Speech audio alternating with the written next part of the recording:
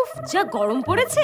এ কি বৌমা, তুমি তো এই বাড়ির নতুন বউ, একটু সেজে গুজে নতুন বউ এর মতো থাকতে পারো না? এই সব কি চুড়িদার ফুড়িদার পরে থাকো সব সময়? হ্যাঁ, এই গরমে চুড়িদার পরবো না তো শাড়ির মতো বস্তা পরে থাকবো নাকি? তোমার বাপের বাড়ি থেকে কোনো গয়নাগাটি দেয়নি বলে কি আমরা দেইনি? সেগুলো পরে থাকতে পারো না? পাড়া প্রতিবেশীর লোকে তো এবার বলবে তোমাকে ভিখিরির মতো করে রেখেছি। আচ্ছা ঠিক আছে মা, আমি সেজে গুজে একদম নতুন বউয়ের মতো আপনার সামনে আসছি, ঠিক আছে? আসছি এক্ষুনি আসছি। A few moments later. মা দেখুন তো এবার ঠিক আছে? কই দেখি।